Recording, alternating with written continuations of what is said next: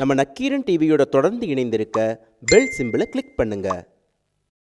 ஒரு சில பேர் உட்காந்துருப்பாங்க, லியோனிலாம் நேரம் காட்டு, நம்மலாம் 50 வருஷமா இருக்கும் கட்சியில், இன்னைக்கு வந்தேன் பெரிய பேச்சாளர் கலைஞர் டிவியில் என் பேச்சு நம்மலாம் கேட்க வேண்டியிருக்கு. நியாயம் தான் அப்படின்னு நினச்சிட்டு ஒரு குரூப் உட்காந்துருக்கேன். இன்னொரு குரூப்பு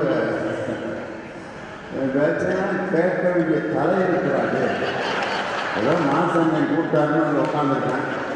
நேரம் காட்டு ஐயா ஐயா.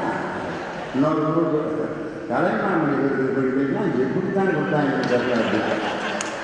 ஆனால் ஒரு சில முகம் திமுகவுக்கு யோகி வந்தது நமக்கு கிடைச்ச ஒரு பெரிய வெற்றியா அப்படின்னு நினைச்சிருக்காங்க. அந்த மாதிரி நினைக்கிற முகம் எனக்கு கரெக்டாக தெரிஞ்சு போயிட்டேன். சில பேர் தண்ணியை போட்டு வருவேன், அது கண்டே முடியாது அந்த முகத்தை.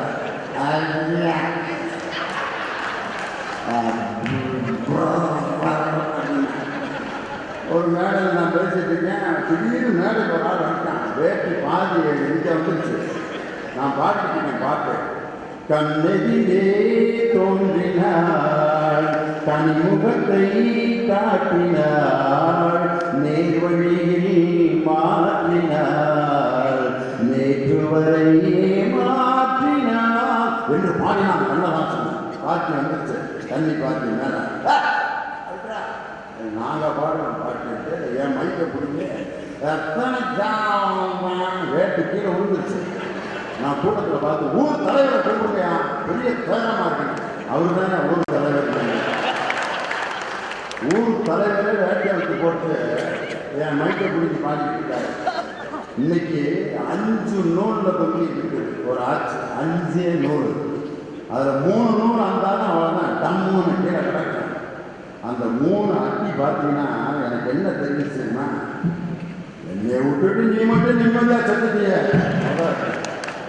ரெண்டாவது அட்டி 30 வருஷம் உன் கூட இருந்து ஒரு கவுன்சிலராக கூட ஆக முடியாமல் பார்த்தேன்.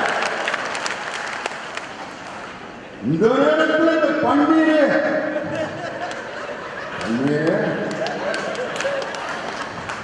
செத்த பிறகு என் உடம்புல பன்னீர் கூட தந்துக்கிறாங்க.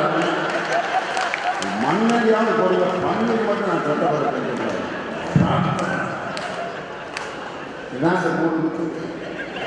சமாதிக்கு போய் எத்தனையோ தலைவர்கள் அஞ்சலி செலுத்திட்டு ஒரு பொறுப்பேற்பாங்க. என்ன காரணம்? அந்த தலைவர்களுடைய சிந்தனை நம்ம மனசுல தொடர்ந்து இருக்க வேண்டும் என்பதற்காகத்தான் ஒவ்வொரு நல்ல நிகழ்ச்சிக்கு முன்னாடி அண்ணா சமாதிக்கும் பெரியாருடைய நினைவிடத்திற்கும் தலைவர்கள் செல்வதற்கு காரணம் அவர்கள் சிந்தனையை தொடர்ந்து மனசுல வச்சிருக்கணும்.